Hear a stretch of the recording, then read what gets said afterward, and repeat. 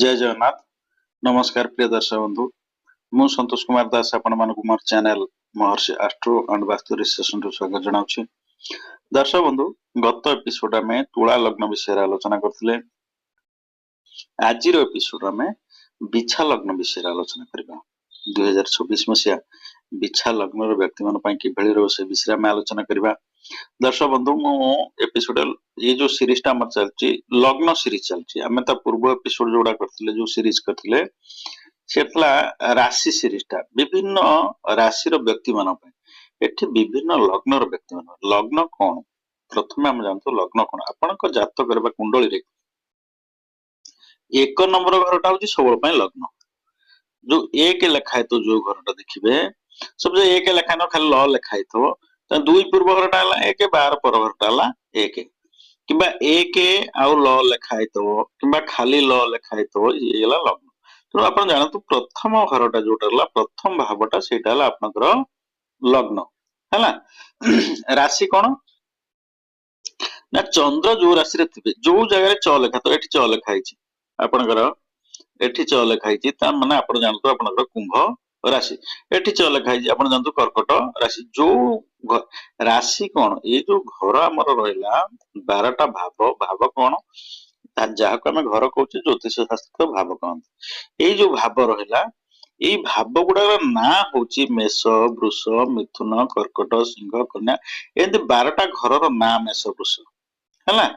तेणु लग्न जो राशि है ये जो यहाँ है कौन आम जानते यहाँ बिछा राशि। तेणु ये घर ना है बिछा तेणु ये बिछा लग्न। बेले बेले ये ल लेखा तो 1 नंबर च लेखा तो माने से व्यक्ति रहा बिछा लग्न और बिछा राशि बुझिपारे। तेणु 1 नंबर घरटा सबल लग्न आपण जानतु मन लग्न है आपण जातक कुंडली मुख्य भाव है। आ लग्नाधिपति है मोस्ट सपोर्टिंग प्लानेट प्रबल जोगकारक ग्रह हेले सपोर्टिंग ग्रह हेले आपनकर किए लग्नाधिपति। लग्नाधिपति कौन ना आमे एटा हला कौन बिछा राशि। बिछा राशि रो किए राशिधिपति किए ए भावर मालिक किए बा ए घर मालिक किए ना मंगल। तो मंगल हो गले लग्नाधिपति। जदि एटा लग्न और राशि हेतै से मंगल हेबे लग्नाधिपति मंगल हेबे राशिधिपति। एटा लग्न राशि हे गला एटा त माने आपनकर लग्न हला मंगल लग्न हला आपनकर बिछा मंगल हले लग्नाधिपति एवं कुंभ राशि आपनकर राशिधिपति हे गले शनि हला। तो आपण जानतु राशिटे किछि नाही आपण सबले मन रखंतु लग्नटा आपनकर गोटे लोकंकर के सिंह लग्न होइतबो राशि हेतबो आपनकर कुंभ हला कि ता माने एठी देखंतु एठी सिंह राशि हला आपण षष्ठाधिपति सप्तमाधिपति हे गले शनि। तेणु सिंह लग्न व्यक्ति मन शनि भल नुह। जदि भी कुंभ राशि हेता कुंभ लग्न हूँ कौन तेणु लग्नटा आपनकर मुख्य है। जातक जो आप कुंडली विचार करती से एस्ट्रोलोजर से कौन करे लग्न कुंडली विचार करे देखे प्रथम भावटा लग्न घरटा किए से अनुसार केन्द्र किए त्रिकोण किए कौ भाव किए से अनुसार गणना करे शत्रु मित्र ग्रहण रहा विभिन्न प्रकार आप जानतु आपण जातक मुख्य भाव है 1 नंबर भाव लग्न हेड ऑफिस एवं सब डायरेक्शन सब जीव। आ लग्नाधिपति जी सी है आपंकर सबुठ जोग प्रबल जोगकारक ग्रह मोस्ट सपोर्टिंग प्लानेट है किए से लग्नाधिपति। एथरे बुझिपारे लग्न कौन लग्नाधिपति कौन बुझिपारे कि। तेणु आम आज आलोचना करिया को लग्न विषय रे ना आपनकर बिछा लग्न विषय है ना। बिछा लग्न विषय आम आलोचना करिबा। ये जो बिछा लग्न तेणु बिछा लग्न व्यक्ति मान से किभଳି होइथांती प्रथम देखिया लग्न रो आम कौन जानते व्यक्तिर रूप कथा राशि रो आम कौन जानते व्यक्तिर मन कथा मनटा तार केमते सेटा राशि रो जना पड़े। लग्न रो आपनकर व्यक्तिर शरीर तार शारीरिक गठन ए सब जना पड़े। तेणु प्रायतः ये जो बिछा लग्न रो जो व्यक्ति माने सी कौन ना टिके लंबा डेंगा ए टाइप रे होइथांती। आउ ये जो बिछा लग्न व्यक्ति माने टिके जिदिया होइथांती है। ये कहबेनी कथा गोटे गोटे कथा एमती कहे मर्म को बेदे जमी कथार कहते मर्म को आपन को एमती कथा पदने आसी कहीदेवे आपण मरिबा जाए भूलिबे नाही। मर्म को हृदय को बाधिला भाया मन को बाधिला भाया कथा गोटे गोटे कही सी बेसी गपिबेनी जो पदे पदे लेखा से कहीदेवे ଆପଣ एकदम मरिया जाए से कथा मन रखिए ଯେତେବେଳେ ଆପଣଙ୍କ ସହିତ ଦେଖା ହେବେ କଥା ହେବେ ଆପଣ ସେଇ କଥା ମନେ ପଡିବ ମତେ ଏମିତି ଗୋଟେ କଥା କହିଥିଲା ହେଲା। ତେଣୁ 2026 ମସିହାଟା କେମିତି ରହିବ ଆମେ ପ୍ରଥମେ ଗୋଚର ଦେଖିବା ଗୋଚର ଗ୍ରହ ମାନେ କୋଉଠି ଅଛନ୍ତି ଦର୍ଶକ ବନ୍ଧୁ ଦେଖନ୍ତୁ ମୁଁ ସବୁବେଳେ ପାଇଁ ଦୁଇଟା ଚିତ୍ର ମାଧ୍ୟମରେ ବୁଝିଥାଏ ଚିତ୍ର 1 ଚିତ୍ର 2 କାହିଁକି ଚିତ୍ର 1 ଚିତ୍ର 2 ଚିତ୍ର 1 ରେ ଆପଣ ଗ୍ରହ ମାନଙ୍କର ସ୍ଥିତି ଦେଖନ୍ତୁ ଚିତ୍ର 1 ରେ ବୃହସ୍ପତି ଅଷ୍ଟମ ଭାବରେ ମିଥୁନ ରାଶିରେ ଚିତ୍ର 2 ରେ ନବମ ଭାବକୁ ପଳେଇ ଆସିଲେ ଆପଣ କର୍କଟ ରାଶି ସେମିତି ରାହୁ କେତୁଙ୍କର ସ୍ଥିତି ରାହୁ ଅଛି ଆପଣଙ୍କର ଚିତ୍ର 1 ରେ ଅଛି କୁମ୍ଭ ରାଶିରେ ଚିତ୍ର 2 ରେ ମକର ରାଶିରେ କେତୁ ସେମିତି ଅଛି ଆପଣ ସିଂହ ରାଶିରେ ଚିତ୍ର 1 ରେ ଚିତ୍ର 2 ରେ କର୍କଟକୁ ପଳେଇଗଲା ଏଇ ଯୋଉ ଭାବ ପରିବର୍ତ୍ତନ କଲେ ବା ଆପଣଙ୍କର ଗୃହ ପରିବର୍ତ୍ତନ କଲେ ରାଶି ପରିବର୍ତ୍ତନ କଲେ ବା ଗୃହ ପରିବର୍ତ୍ତନ କଲେ ସେତେବେଳେ ଫଳ ଅଲଗା ଅଲଗା ହେଇଥାଏ ହେଲା। ତ ଆମେ ଦେଖିବା ପ୍ରଥମେ ବୃହସ୍ପତି କଣ ନା ବିଛା ରାଶିର ବ୍ୟକ୍ତି ମାନଙ୍କ ପାଇଁ ବୃହସ୍ପତି ହେଲେ ଦ୍ୱିତୀୟ ଧନାଧିପତି ବୃହସ୍ପତି ହେଲେ ପଞ୍ଚମାଧିପତି ବୃହସ୍ପତି ରହିଲେ କୋଉଠି ଅଷ୍ଟମରେ ଦେଖନ୍ତୁ ବିଛା ରାଶିର ବ୍ୟକ୍ତି ମାନଙ୍କ ପାଇଁ ବୃହସ୍ପତି ଅଷ୍ଟମରେ ରହିଲେ ହେଲା ବୃହସ୍ପତି ରହିବେ ଜୁନ ମାସ ଯାଏ ରହିବେ ଅଷ୍ଟମରେ ବୃହସ୍ପତି ଅଷ୍ଟମ ରହିଲେ ଧନ ଘରକୁ ଦେଖିଲେ ଧନ ଘରକୁ ଦୃଷ୍ଟି ଦେଲେ ବଟ ଏଠି କେତୁ ପଞ୍ଚମ ଦୃଷ୍ଟି ଧନ ଘରକୁ ଦେଖିଲା ଏବଂ ଶନି ଆପଣଙ୍କ ଦଶମ ଦୃଷ୍ଟି ଧନ ଘରକୁ ଦେଖିଲା ହେଲା ଶନିଙ୍କର 3ଟା ଦୃଷ୍ଟି ମୁଁ କହିଥିଲି ଶନିଙ୍କର 3ଟା ଦୃଷ୍ଟି ଶନି ଯୋଉ ରାଶିରେ ରହିବେ ସେ ରାଶିରେ ପ୍ରଭାବ ବିସ୍ତାର କରିବେ ସେଠୁ ଆପଣ ସପ୍ତମ ତୃତୀୟ ଏବଂ ଦଶମ ରାଶିକି ଦେଖିବେ ସେମିତି ରାହୁ ଏବଂ କେତୁ ଆଉ ବୃହସ୍ପତି ଏ 3 ଜଣ ଯାକ କଣ କରନ୍ତି ଇଏ ଆପଣଙ୍କ ଯୋଉ ରାଶିରେ ରହିବେ ସେ ରାଶି ଉପରେ ପ୍ରଭାବ ବିସ୍ତାର କରିବେ ସେଠୁ ସପ୍ତମ ପଞ୍ଚମ ଏବଂ ନବମ ରାଶି ଉପରେ ପ୍ରଭାବ ବିସ୍ତାର କରିବେ ବୁଝିପାରିଲେ ଏ 3ଟା ଗ୍ରହ ତେଣୁ ବୃହସ୍ପତି ସପ୍ତମ ଦୃଷ୍ଟି ଦେଖିଲେ ନିଜ ଭାବ ଧନ ଭାବ ଦେଖିଲେ ଆପଣଙ୍କର ପଇସା ଆପଣଙ୍କ ପାଖରେ ଯୋଉ ବିଛା ରାଶିର ବ୍ୟକ୍ତି ମାନେ ପଇସା ଆପଣଙ୍କ ପାଖରେ ରହିବ କିନ୍ତୁ ଆପଣଙ୍କର ପଇସା ରହିବ ଇନ ଦ ସେନ୍ସ କଣ ପଇସା ଆପଣ ପଇସାର ଅଭାବ ପଇସା ଆସିବ ଆପଣଙ୍କ ହାତକୁ ବଟ ପଇସା ଖର୍ଚ୍ଚ ହେଇଯିବ ଆପଣ ସଞ୍ଚୟ କରିପାରିବେନି ହେଲା ଆପଣଙ୍କର ପଇସା ଆସିବ ଆପଣଙ୍କ ହାତକୁ କିନ୍ତୁ ପଇସା ଆପଣ ରଖିପାରିବେନି ଆପଣ ପଇସା ବ୍ୟୟ ହବ କାହିଁକି ନା କେତୁ ଦେଖିଲା ପଞ୍ଚମ ଦୃଷ୍ଟିଆ ଧନ ଭାବକୁ ଶନି ଦଶମ ଦୃଷ୍ଟି ଦେଖିଲା ଧନ ଭାବକୁ ଜୁନ ମାସ ଯାଏ ଦେଖିବେ ଆପଣ ସଞ୍ଚିତ ଅର୍ଥ ବି ଆସ୍ତେ ଆସ୍ତେ ବ୍ୟୟ ହେଇଯିବ ହେଲା ଦିଟା ବାପ ଗ୍ରହଙ୍କର ଦୃଷ୍ଟି ବୃହସ୍ପତି ଦୃଷ୍ଟି ରହିଲେ ବି ତାପରେ କଣ ହବ ଦେଖନ୍ତୁ ଆପଣଙ୍କର ଜୁନ ମାସେ ପେଟ ସମସ୍ୟା ଦେଖାଦବ ପେଟରେ ବିଭିନ୍ନ ପ୍ରକାର ସମସ୍ୟା ଯେମିତି ଆମର ଗ୍ୟାସ ଏସିଡିଟି ହଉ ଇଣ୍ଡାଇଜେସନ ହଉ ଏଇଗୁଡା ସବୁ ରହିଲା ଯୋଉଗୁଡା ବଦହଜମ ଯୋଉଗୁଡା ରହିଲା ଏଇ ସବୁ ରୋଗ ଦେଖାଦବ ଚେଷ୍ଟ ଫ୍ୟାନ ହବ ବେଳେ ବେଳେ ଆମର ଛାତି ଯନ୍ତ୍ରଣା ହବ ଛାତି ଜଳାପୋଡା ହବା କିମ୍ବା ଛାତି ବିନ୍ଧିବା ଗ୍ୟାସ ଯୋଗୁ ଯଦି ଛାତି ଆପଣଙ୍କର ବିନ୍ଧୁଥାଏ ଆପଣ ହାର୍ଟ ଆଟାକ ଲାଗି ହାର୍ଟ ଷ୍ଟ୍ରୋକ ଫ୍ରୋକ କି ଛାଡକୁ ଆପଣ ନେବେ ଭାବିବେନି ଗ୍ୟାସ ପାଇଁକିନା ଆପଣଙ୍କର ଚେଷ୍ଟ ପେନ୍ ହବ ହେଲା ପେଟ ଜନିତ ସମସ୍ୟାରେ ଆପଣ ପୀଡିତ ରହିବେ ଆଉ ଯଦି ମୁଁ ତ ଦେଖନ୍ତୁ ଦର୍ଶକ ଆଉ ଗୋଟେ କଥା ଆପଣ କାହିଁକି ମୁଁ ଆପଣ ମନରେ ପ୍ରଶ୍ନ କାହିଁକି 4ଟା ଗ୍ରହକୁ ନେଇଛନ୍ତି ଅନ୍ୟ ସମସ୍ତ ଗ୍ରହକୁ ନେଇନାହାନ୍ତି କାହିଁକି ନା ଦେଖନ୍ତୁ ଏଇ ଯୋଉ 4ଟା ଶନି ରାହୁ କେତୁ ଏବଂ ବୃହସ୍ପତି ଏ 4ଟାକ ଗ୍ରହ ଏମାନେ କଣ କରନ୍ତି ଗୋଟେ ରାଶିରେ ଦୀର୍ଘ ସମୟ ଧରି ରହନ୍ତି ହେଲା ଶନି ଗୋଟେ ରାଶିରେ 2.5 ବର୍ଷ ରହିବେ ରାହୁ କେତୁ ଗୋଟେ ରାଶିରେ 18 ମାସ ରହିବେ 1.5 ବର୍ଷ ରହିବେ ହେଲା କିନ୍ତୁ ବୃହସ୍ପତି ଗୋଟେ ରାଶିରେ 13 ମାସ ରହିବେ ଆଙ୍କୁ ଛାଡିଦେଲେ ଅନ୍ୟ ଯୋଉ ଗ୍ରହ ଗୁଡା ରହିଲେ ସେ ଚନ୍ଦ୍ର ଗୋଟେ ରାଶିରେ 2.5 ଦିନ ରୁହନ୍ତି ବୁଝିପାରିଲେ କି ଶୁକ୍ର ଗୋଟେ ରାଶିରେ ମାସେ ରହିବେ ଏମିତି ଏମାନଙ୍କୁ ପ୍ରେଡିକ୍ସନ କଲାବେଳକୁ ଭିଡିଓ ବହୁତ ଦୀର୍ଘ ହବ ସେଥିପାଇଁ ଏମାନେ ଆମେ ବିଶେଷ କରି ବାର୍ଷିକ ଭାଗ୍ୟ ଫଳ କଥା ଆମେ ବର୍ଣ୍ଣନା କରିଲେ ବାର୍ଷିକ ଲଗ୍ନ ଫଳ କଥା ଆମେ ଗଣନା କରିଥାନ୍ତି ସେତେବେଳେ ଏଇ 4ଟି ଗ୍ରହ ଉପରେ ବେଶୀ ଫୋକସ ଦେଇଥାନ୍ତି ହେଲା ଆଉ ଯଦି ବୃହସ୍ପତିଙ୍କ ଉପରେ ମଙ୍ଗଳଙ୍କର ଦୃଷ୍ଟି ରହିବ କିମ୍ବା ମଙ୍ଗଳ ବୃହସ୍ପତି ସାଙ୍ଗେ ରହିଯିବେ ଆପଣଙ୍କର ପେଟ ସିଜରିଂ ହବାଟା ଆପଣଙ୍କ କୁଣ୍ଡଳୀ ଯଦି ବ୍ୟକ୍ତିଗତ କୁଣ୍ଡଳୀ ଆପଣ ଥିବ ପର୍ସନାଲ କୁଣ୍ଡଳୀ ଆମେ ପ୍ରେଡିକ୍ସନ କଲେ ମହାଦଶାନ୍ତର ଅନୁସାରେ ଆମେ पर्टिकुलर प्रेडिक्शन करी परिबा फिर भी गोचରରେ ଯଦି ମଙ୍ଗଳଙ୍କର ଦୃଷ୍ଟି ରହେ ଅଷ୍ଟମ ଭାବକୁ କିମ୍ବା ମଙ୍ଗଳ ଅଷ୍ଟମ ଭାବରେ ବୃହସ୍ପତିଙ୍କ ସାଙ୍ଗେ ରହିଯାନ୍ତି ତାହେଲେ ଆପଣ ଦେଖନ୍ତୁ ମଙ୍ଗଳ ତ ଏତେ ଜଲ୍ଦି ଆସିବେନି ଫିର ବି ଜୁନ ଭିତରେ ବୃହସ୍ପତି ପଳେଇ ଆସିବେ ଜୁନ ରେ ମଙ୍ଗଳ ଆସିପାରୁନଥିବ ଯାଏ ତେଣୁ ସିଜରିଂ ପେଟରେ ଷ୍ଟୋନ ହଉ ଯାହା ହଉ କି କୌଣସି ପ୍ରକାର ପେଟରେ ସିଜରିଂ ହେବାର ପସିବିଲିଟି ରହିବ ସମ୍ଭାବନା ରହିବ ହେଲା ତାପରେ ବୃହସ୍ପତି ଦେଖନ୍ତୁ ଆପଣ ଦ୍ୱାଦଶ ଭାବୁଥିଲେ ପଞ୍ଚମ ଦୃଷ୍ଟିରେ ବୁଝିପାରିଲେ କି 1 2 3 4 ଦ୍ୱାଦଶ ଭାବୁ ପଞ୍ଚମ ଏଠି ରାହୁ ଦେଖିଲା ଆପଣ ନବମ ଦୃଷ୍ଟିରେ ଦ୍ୱାଦଶ ଭାବକୁ ଦେଖିଲା ବୁଝିପାରିଲେ ତ ସ୍ଥାନ ପରିବର୍ତ୍ତନ ସୁଯୋଗ ଆସିବ ଗୋଟେ ଜାଗାରୁ ଆପଣ ଅଲଗା ଜାଗା ହୁଏତ ଆପଣ କୌଣସି ଯାତ୍ରାରେ ବ୍ୟବସାୟ ପାଇଁ ଆପଣ ବାହାରକୁ ଯାଇପାରନ୍ତି କିମ୍ବା ତୀର୍ଥାଟନରେ ଯାଇପାରନ୍ତି ହେଲା ଯଦି ଆପଣ ଚାକିରି ବାକିରି କରିଥାନ୍ତି ତାହେଲେ ଆପଣଙ୍କର ଟ୍ରାନ୍ସଫର ଯୋଗ ଅଛି ଜୁନ ଭିତରେ ଆପଣଙ୍କର ସ୍ଥାନ ପରିବର୍ତ୍ତନ ହବାର ଯୋଗ ଅଛି। କାହିଁକି ନା ଦେଖନ୍ତୁ ବୃହସ୍ପତି ଏଠି ଦେଖି ପଞ୍ଚମ ଦୃଷ୍ଟିରେ, ରାହୁ ଏଠି ବସି ନବମ ଦୃଷ୍ଟିରେ। ମୁଁ କହିଥିଲି ରାହୁର 3ଟା ଦୃଷ୍ଟି 7, 5, 9, ରାହୁ ନବମ ଦୃଷ୍ଟିରେ ଦ୍ୱାଦଶ ଭାବକୁ ଦେଖିଲା। ହେଲା କି?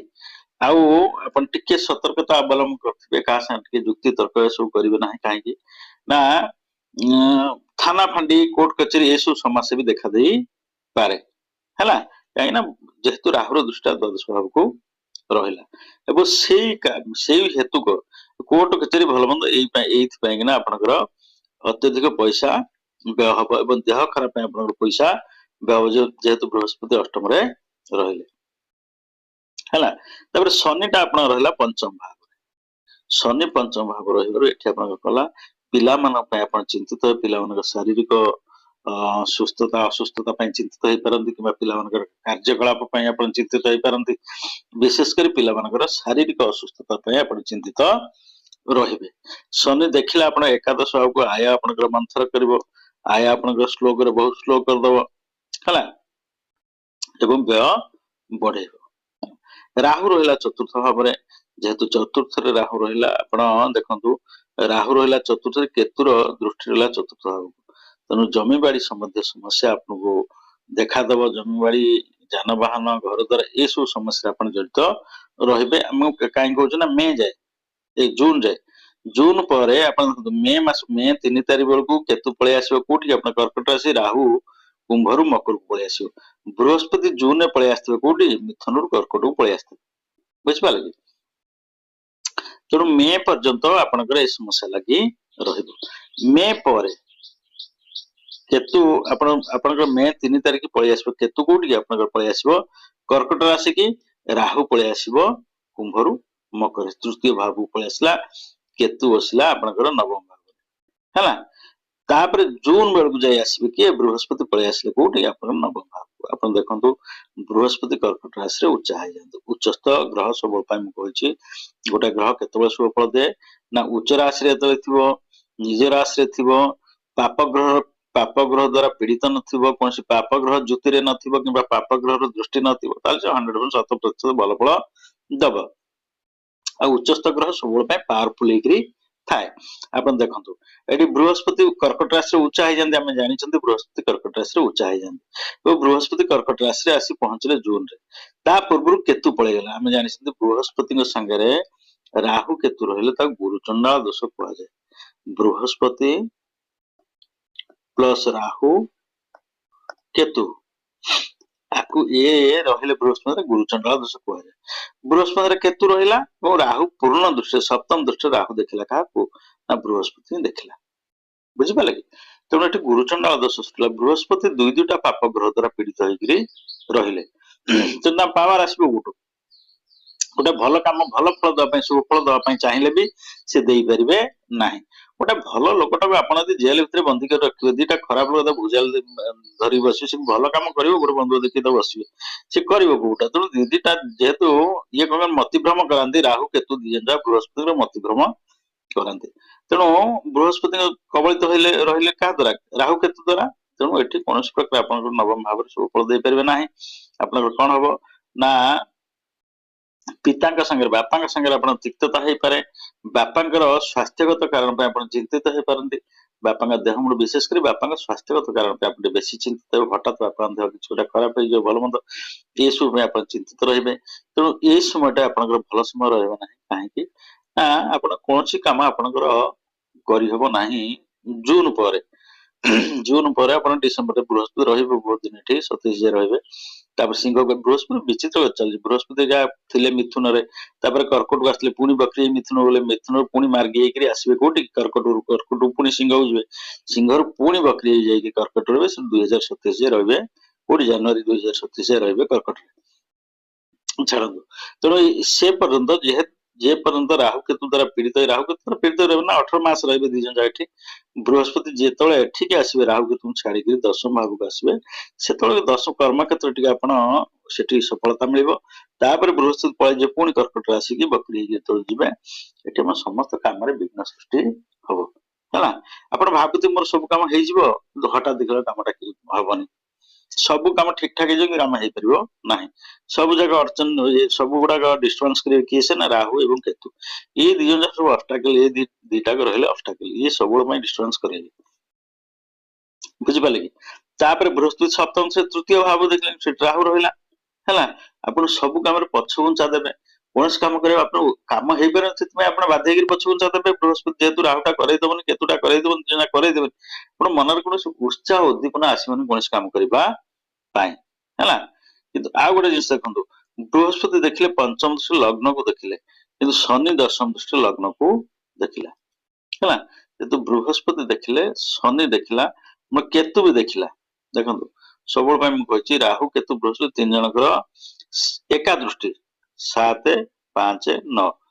ବୃହସ୍ପତି ଯୋଉ ଯୋଉ ରାଶି ଦେଖିବେ ସେ ରାଶି ରାହୁ ଦେଖିବ, କେତୁ ଦେଖିବ। ତେଣୁ ଲଗ୍ନକୁ ବୃହସ୍ପତି ଦେଖିଲେ, ଲଗ୍ନକୁ କେତୁ ଦେଖିଲା, କିନ୍ତୁ ଲଗ୍ନକୁ ଶନି ବି ଦେଖିଲା। ମାନସିକ ଚିନ୍ତା ଟିକେ ରହିବ ଆପଣଙ୍କର, ମାନସିକ ଚିନ୍ତାରେ ଆପଣ ରହିବେ। କାହିଁକି ନା ଦିଟା ପାପ ଗ୍ରହ ଦେଖିଲେ, ବୃହସ୍ପତି ଲଗ୍ନକୁ ଦେଖିଲେ ଦିଟା ପାପ ଗ୍ରହଙ୍କର ଦୃଷ୍ଟି, ଯଦି ଶନି ଏବଂ କେତୁର ଦୃଷ୍ଟି ନଥାନ୍ତା ତାହେଲେ ଆପଣ ଟିକେ ଆପଣ ସୁଫଳ ମିଳିଥାନ୍ତା ହେଲା। ତେଣୁ ଜୁନ ପରେ ବି ଆପଣଙ୍କୁ ଭଲ ଦର୍ଶକ ବନ୍ଧୁ, ଆପଣ ମନେ ଆସୁଥିବ ଖାଲି ମୋର ସବୁ ଏ ବର୍ଷ ସାରା ସବୁ ଖରାପ, ନାଇଁ ମୁଁ କହିଛି ଆପଣଙ୍କୁ କେବଳ ଆମେ ଯୋଉ 4ଟି ଗ୍ରହଙ୍କୁ ନେଇଛେ ତା ଦେହରେ କେବଳ ବୃହସ୍ପତି ହଉଛନ୍ତି ସୌମ୍ୟ ଗ୍ରହ, ତାଙ୍କୁ ଛାଡିଲେ ଶନି, ରାହୁ ଏବଂ କେତୁ ଏ 3 ଜଣ ହେଇଗଲେ ଖରାପ। ଯେହେତୁ ପାପ ଗ୍ରହ ତିନିଟା ପାପ ଗ୍ରହଙ୍କର ବେଶୀ ପ୍ରଭାବ ରହୁଛି। ତା ଭିତରେ ଆପଣ ଯଦି ମଙ୍ଗଳକୁ ଆମେ ନେଇନେ, କାହିଁକି ନା ମଙ୍ଗଳ କମ ଦିନ ଗୋଟେ ରାଶିରେ ବି 20 ଦିନ 22 ଦିନ ଏମିତି ସବୁ ରହିବେ, ସେଥିପାଇଁ ନା ତାଙ୍କୁ ନେଇକରି ଗଣନା କରିବ ନାହିଁ ହେଲା। ତେଣୁ ଭାଗ୍ୟାଧିପତି ହେଲେ ଚନ୍ଦ୍ର ବି 2.5 ଦିନ ରହିବେ। ତେଣୁ ସେଗୁଡା ସବୁ କଣ ଆପଣଙ୍କର ଯଦି ମହାଦଶା ଅନ୍ତର ଆପଣ କୁଣ୍ଡଳୀ ମହାଦଶା ଅନ୍ତର ପର୍ଟିକୁଲାର ପ୍ରେଡିକ୍ସନ ଆପଣଙ୍କର ଆସିବ ହେଲା। ତେଣୁ ଯେହେତୁ ଏ 3ଟି ପାପ ଗ୍ରହ ରହିଲେ, ଖାଲି ଆମେ ସେଇ ଆଙ୍କରି ଉପରେ ବେଶୀ ଆମେ ଦେଖୁଛେ, ରାହୁ କେତୁ ବୃହସ୍ପତି କେତେବେଳେ ଅସୁବିଧା କରିବେ ହେଲା। ତ ଦର୍ଶକ ବନ୍ଧୁ ଏବେ କଣ ହେଇଛି, ଆଉ ଗୋଟେ ଆପଣ ଦେଖୁଥିବେ ଭିଡିଓ ଗୁଡା ସବୁ କଣ ଅଟୋ ଡବିଂ ହେଇଯାଉଛି। ଆପଣଙ୍କର ଭିଡିଓ ଦେଖି ଚାଲୁଥିବ, ଭିଡିଓ ଇଂଲିଶ ରେ, ମୁଁ କହୁଛି ମୋର ଅରିଜିନାଲ ଲାଙ୍ଗୁଏଜ ରେ, ବଟ୍ ସେ ଇଂଲିଶ ରେ କହୁଥିବ ହେଲା। ସେଟା ୟୁଟ୍ୟୁବ ରେ ଏବେଟା ହେଇଯାଇଛି, ଆଜିକାଲି ସବୁ AI ହେଇଗଲାଣି, ଆର୍ଟିଫିସିଆଲ ଇଣ୍ଟେଲିଜେନ୍ସ, ତା ଭିଡିଓ ଗୁଡା ସବୁ ଅଟୋ ଡବିଂ କରି ଦଉଛି। ତ ତାକୁ ମୁଁ ବନ୍ଦ କରିଥିଲି ଅଟୋ ଡବିଂ, ତା ୟୁଟ୍ୟୁବ ଷ୍ଟୁଡିଓ ଯାଇ ସେଗୁଡା ସବୁ ବନ୍ଦ କରିବାକୁ ପଡେ। ତା ବନ୍ଦ କରିଲି, ଫିର ବି ଗୋଟେ ଭିଡିଓ ଆପଣଙ୍କର ଅଟୋ ଡବିଂ ଇଂଲିଶ ରେ କହୁଛି। ବହୁତ କ୍ଲାଏଣ୍ଟ ମତେ ଫୋନ କରୁଛନ୍ତି, ସାର୍ ଆପଣ ଇଂଲିଶ ରେ କହୁଛି। ତାକୁ ଆପଣ ଯୋଉ ଭିଡିଓ ମୋର ଚାଲୁଛି ତାର ଦେଖିବେ, ସେ ଭିଡିଓରେ ଗୋଟେ ସେଟିଂ ଅଛି, ଉପରେ ସେଟିଂ କୋଣରେ ବାହାରୁଥିବ ଡାହାଣ ପଟ ଉପରେ ସେଟିଂ ଆସିଥିବ। ସେ ସେଟିଂ ରେ ଆପଣ ଯାଇକିରି ସେଟିଂ ଟଚ୍ କଲା ପରେ ସେଠି ଆପଣ ଲାଙ୍ଗୁଏଜ ଚେଞ୍ଜ କରିପାରିବେ। ଅଡିଓ ଟ୍ରାକ୍ ଯାଇ ଲାଙ୍ଗୁଏଜ ଚେଞ୍ଜ କରିପାରିବେ, ସେଟା ପୁଣି ଅରିଜିନାଲ ଅଡିଓ ହବ। ଯଦି ପୁଣି ମୁଁ ତାକୁ ଅଟୋ ଡବିଂ ବନ୍ଦ କଲା ପରେ ଯଦି ଆସୁଥାଏ, ତ ଦର୍ଶକ ବନ୍ଧୁ ଆମେ ସମ୍ୟକରେ ଆଲୋଚନା କଲେ ବିଛା ଲଗ୍ନ, ମୁଁ ସବୁବେଳେ ଲଗ୍ନ କଥା ଆମେ ଆଲୋଚନା କରୁ, ବିଛା ଲଗ୍ନର ବ୍ୟକ୍ତିମାନଙ୍କ ବିଷୟରେ ଆଲୋଚନା କଲେ 2026 ମସିହା କିଭଳି ରହିବ, କି ସୁଫଳ ଦବ। ନେକ୍ସଟ ଏପିସୋଡ ଆମେ ଧନୁ ଲଗ୍ନ ବିଷୟରେ ଆଲୋଚନା କରିବା। ତ ଦର୍ଶକ ବନ୍ଧୁ, ଯଦି ଆପଣଙ୍କର ପର୍ସନାଲ ଆପଣ ବ୍ୟକ୍ତିଗତ ଆପଣ କୁଣ୍ଡଳୀ ଗଣନା କରିବାକୁ ଚାହୁଁଥାନ୍ତି, ମହାଦଶା ଅନ୍ତର୍ଦଶା ଅନୁସାରେ ଆପଣ ଗଣନା କରିବାକୁ ଚାହୁଁଥାନ୍ତି, ଯଦି ଆପଣଙ୍କର ଲାଇଫ ରେ କୌଣସି ପ୍ରୋବ୍ଲେମ ଥାଏ, ତାହେଲେ ମତେ ତଳେ ଯୋଉ ନମ୍ବର ଦିଆଯାଇଛି ସେ ନମ୍ବରରେ ମତେ କଣ୍ଟାକ୍ଟ କରନ୍ତୁ। ଯଦି ଆପଣଙ୍କର ବାସ୍ତୁ ଅନୁସାରେ ଘରେ କୌଣସି ବାସ୍ତୁ ଦୋଷ ଥାଏ, ତାହେଲେ ଏ ନମ୍ବରରେ ମତେ କଣ୍ଟାକ୍ଟ କରନ୍ତୁ। କିମ୍ବା ଆପଣଙ୍କର ବାସ୍ତୁ ଅନୁସାରେ ନୂଆ ଘର ଆପଣ ତିଆରି କରିବାକୁ ଚାହୁଁଛନ୍ତି, ଫିର ବି ଏ ନମ୍ବରରେ ମତେ କଣ୍ଟାକ୍ଟ କରନ୍ତୁ। ଯଦି ନ୍ୟୁମରୋଲୋଜି ଅନୁସାରେ ଆପଣଙ୍କର ନେମ୍ ମଡିଫାଏ କରି, ଯୋଉ ଆପଣ ନେମ୍ କରେକ୍ସନ କରିବାକୁ ଚାହୁଁଛନ୍ତି, ମୋବାଇଲ ନମ୍ବର ମଡିଫାଏ କରିବାକୁ ଚାହୁଁଛନ୍ତି, ଗାଡିର ନମ୍ବର ଏସବୁ ନେବାକୁ ଚାହୁଁଛନ୍ତି, କିମ୍ବା ନ୍ୟୁମରୋଲୋଜି ଅନୁସାରେ ଆପଣ ଫ୍ୟୁଚର ପ୍ରେଡିକ୍ଟ କରିବାକୁ ଚାହୁଁଛନ୍ତି, ତାହେଲେ ଏ ନମ୍ବର ମତେ କଣ୍ଟାକ୍ଟ କରନ୍ତୁ। ଆସ୍ତେ ଆସ୍ତେ ଏଇ ଯୋଉ ସିରିଜ ସରିଲା ପରେ ଆମେ ଆସ୍ତେ ଆସ୍ତେ ଆରମ୍ଭ କରିବା ବାସ୍ତୁ ଉପରେ ଭିଡିଓ ଗୁଡା ଦବା, ତାପରେ ନ୍ୟୁମରୋଲୋଜି ଉପରେ ଭିଡିଓ ଗୁଡା ଦବା ହେଲା। ତ ଦର୍ଶକ ବନ୍ଧୁ, ଆଜିର ଏପିସୋଡ ଆମେ ସମ୍ୟକରେ ଆଲୋଚନା କଲେ ବିଛା ରାଶି ବିଷୟରେ। ନେକ୍ସଟ ଏପିସୋଡ ଆମେ ଧନୁ ଲଗ୍ନ, ବିଛା ଲଗ୍ନ ବିଷୟରେ ଆଲୋଚନା କଲେ। ନେକ୍ସଟ ଏପିସୋଡ ଆମେ ଧନୁ ଲଗ୍ନ ବିଷୟରେ ଆଲୋଚନା କରିବା। 2026 ମସିହା ଧନୁ ଲଗ୍ନ ବ୍ୟକ୍ତି ମାନଙ୍କ ପାଇଁ କିଭଳି ରହିବ।